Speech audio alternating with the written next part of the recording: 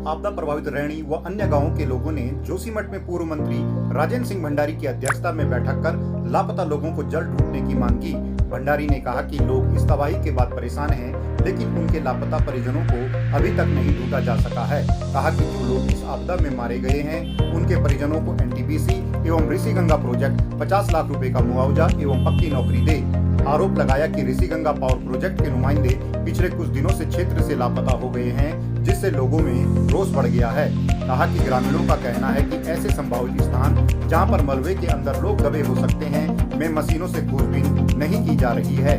भंडारी ने Rishiganga power project एवं NTPC पर हत्या का मुकदमा दर्ज करने की प्रदेश सरकार एवं प्रशासन से मांग की। कंपनी के कारण ही ये आपदा आई है और इस पूरी आपदा के लिए ऋषिगंगा कंपनी ही जिम्मेदार है, जिसने वहाँ ब्लास्ट की, टनल बनाई, पर्यावरण से छेड़छाड़ की और आज हमारे लोगों के सब वहाँ सब दफन हो रखे हैं, उनकी सब नहीं मिल पा रहे हैं। ढूंढ खोज के लिए लोग कंपनी से कह रहे हैं कि आप मशीनें बढ़वाइए, और इस स्थिति में वो यहाँ रेडी छोड़ करके, तपोवन छोड़ करके भाग गए हैं। हमने तो पहले भी कल जिलाधिकारी जी से लिख करके दिया है कि ऋषिगंगा कंपनी और एनटीपीसी के खिलाफ रिपोर्ट दर्ज होनी चाहिए, मुकदमा दर्ज होना चाहिए, हत्या का मुकदमा दर्ज होना चाहिए। इन लोगों के कारण हमारे लोगों के जो है नुकसान हुआ है, जान माल का नुकसान हुआ है।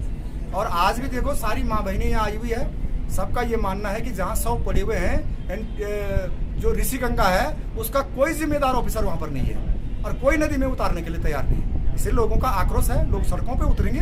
अगर नहीं होगा, अगर सब नहीं मिलेंगे, आज नहीं मिलेंगे, कल नहीं मिलेंगे, तो लोग चुप थोड़ी बैठने वाले हैं। अभी भी तो आप टनल के अंदर देख लीजिएगा, अभी भी हमारे कितने शव वहाँ फंसे हुए हैं। तो ये तमाम दिक्कतें हैं और मैं समझता हूँ कि लोग अब ये चाहते हैं कि कम से कम हमारे लोगों के शव मिले ताकि हम उनका दाह संस्कार कर सके। लोग रो रहे हैं, बिलख रहे हैं, मातम छाया हुआ है, उनके परिजन, उनके रिश्तेदार, उनके घर परिवार वाले। एनटीपीसी ने 20 लाख की घोषणा की है, कुछ लोगों को दिया भी है। तो हमारा ऋषिगंगा क्यों भाग गया है? कौन जिम्मेदार है उसके लिए? हमारे जो लोग वहाँ पर दफन हुए हैं, जो लोगों की मृत्यु हो गई है, जो आज भी शव जो है मिट्टी में दबे हुए हैं, जिसके लिए सरकार ने जीवो जारी कर दिया कि मिसिंग के लोग भी मृत्यु माने जाएंगे, तो वो लोग क्यों नहीं जो है मुआवजा दे रहे? हमने कहा एनटीपीसी की तर्ज पे ऋषिगंगा भी हर हाल में लोगों को मुआवजा दे और प्रत्येक परिवार को, जो प्रभावित परिवार है, उसके परिवार से एक बच्चे को अस्थायी नौकरी उनको देनी पड़ेगी अगर यहाँ पे प्रोजेक्ट उन्होंने लगाना है, वरना हम उनको यहाँ लगाने नहीं देंगे। हम फिर अपनी जिंदगी से उनसे छेड़छाड़ करने के लिए खतरा पैदा नहीं करेंगे। इसलिए ऋषिगंगा हो चाहे एनटीपीसी हो, दोनों के लिए हम कहना चाहते हैं कि तत्काल हमारा मुआवजा दें, प्रति परिवार के बच्चों को नौकरी दें, और जो सब हमारे आज भी दफन है, जो सब आज भी नहीं मिल पाए हैं, नदी में, मिट्टी में, मलबे में दबे हुए हैं, उनको निकालने का तत्काल इंतजाम करें।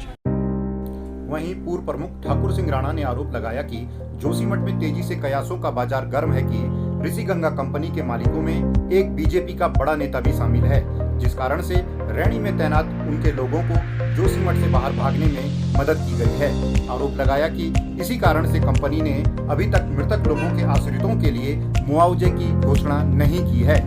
स्थानीय लोगों में स्थानीय स्तर पे बहुत बड़ा चर्चा का विषय है कि जो ऋषिगंगा पावर प्रोजेक्ट का जो मालिक और जो ग्रुप है, वो भारतीय जनता पार्टी और आरएसएस का बहुत बड़ा नेता है। इसलिए यहाँ के भारतीय जनता पार्टी और सत्ता, प्रशासन, शासन, इन्होंने मिल करके ऋषिगंगा पावर प्रोजेक्ट के सारे लोगों को यहाँ से भगा दिया है। यहाँ पे कोई जवाब दे कोई अधिकारी ऋषिगंगा का नहीं है, ये बहुत खेद की बात है।